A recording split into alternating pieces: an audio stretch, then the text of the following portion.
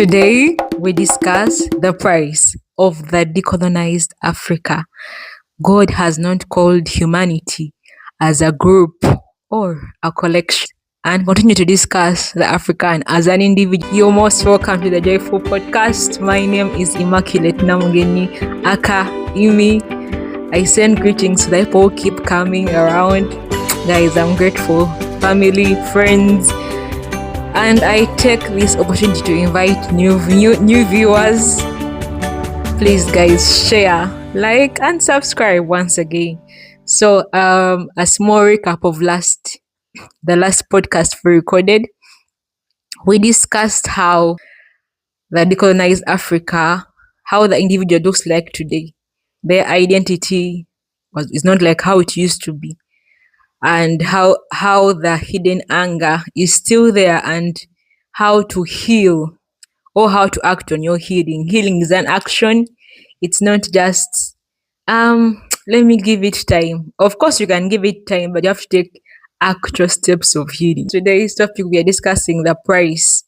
Of course the cost is likened to the price, but the price is like a sacrifice or something that you have to pay or you have paid. I would like to liken the price as the devaluing of oneself.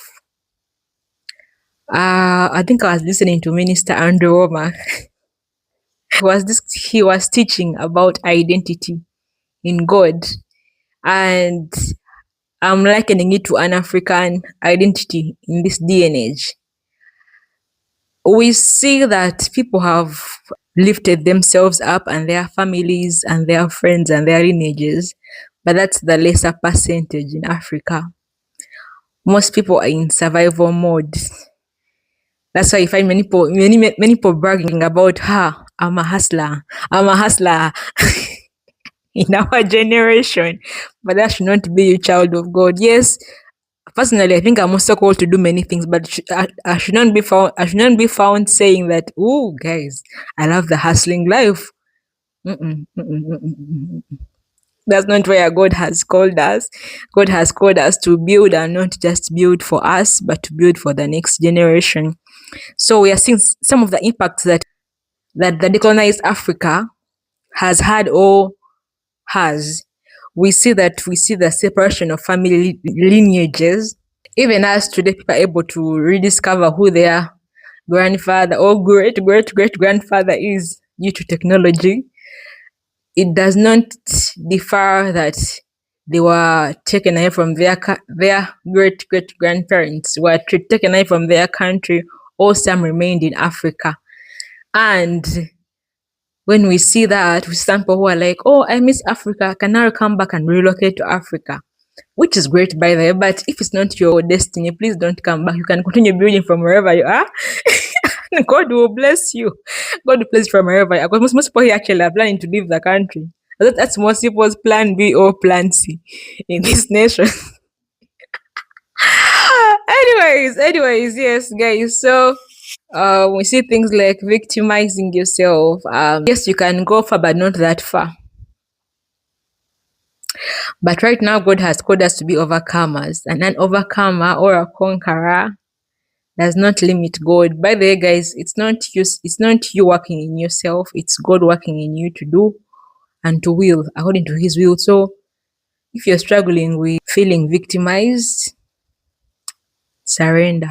As usual, surrender.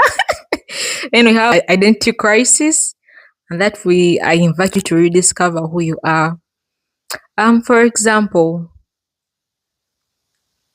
there are families that are called to maybe like serve the nation. Some are called in the business world. But the guys, families have callings. It looks small, but actually families have callings, or lineages have callings for the world. But even more exclusively, God has a plan for each individual in that family. For example, my family, some are called in the medical world, some are called in the creative world, some are called in the leadership world. But as a family, there is something unique about each family, not just generic families in communities. Everyone has a calling. So get to know, rediscover who you are, and that's through the word of God. But most importantly, what even you already have naturally. The people who are good at speaking, the people who are good at memory, memorizing things, the people who are good at observation, the people who are good at talking to people. So first of all, guys, the best investment in this time of your life is to know who is Namugeni Immaculate. Yeah? Like know yourself bulungi. What are your dislikes? What are your likes? What are your hobbies? What is your skin? What is your skin type? Where has God sent you? Hmm? What is your natural gifting? Personally, I can sing as a natural gift. Should I sample you guys? I can never turn back. Oh, no, it's already too late. Hey, where am I going to? All right. All right. Also, we have rage. Everywhere in the world there is rage. And by the way, I think in these wars that are happening in the world, I can be like, you guys, imagine living in Iran actually. How much those people, like their mind has to take in every day hearing a bomb blast somewhere. We extend our prayers and we extend prayers to their children, to their children's children. So with rage, you have to choose to let go and continue and to stop murmuring. Yes. You guys, I feel like all these are heart issues. Why I say devaluing yourself is the price that you're paying. You don't choose to let go is because the plans that God has might be like to lead a nation, to serve kings in terms of different services, to impact communities. But if you have red inside of you, or if you don't give it to God, but the guys, this is all not done by our works. You have to give it to God in prayer. That God, I don't know, but I feel angry about this. Maybe your family has broken at a certain point. You didn't see your parents, you didn't see one of your parents growing up, but you have to trust God to heal you because that same thing will continue with you in the next generation. Why I think most people are concerned with mental health in our generation, it's because with technology, tech is all about stewardship or management. And if you decide to give your emotions to a machine, just know you are in deeper trouble, very deep trouble, compared to someone who is giving their emotions to God and to people. As your neighbor annoys you, you'll be like, I choose to forgive you. As your neighbor pokes, you'll be like, hey, all along I had this anger. I didn't know that I had this anger problem. You give it to God. All right. Then we have survival. The thing about surviving it's that you don't see the years ahead. You see now. Like, guys, I have food for today. I have water for today. I have fees for this year. And in the long run, surviving is all about today and today. Someone may not normally consider that there's a future for them. Maybe like life is for now and live for now. But God has not called us to live for now because we have a bright future. Even after death, we have a brighter future. Those who have given their lives to Christ. For the joyful podcast, now how do you be joyful in this? By valuing yourself in who God sees you. Like I talked about earlier, Minister Andrew Mark, he has a series on identity. I think even they began preaching them recently.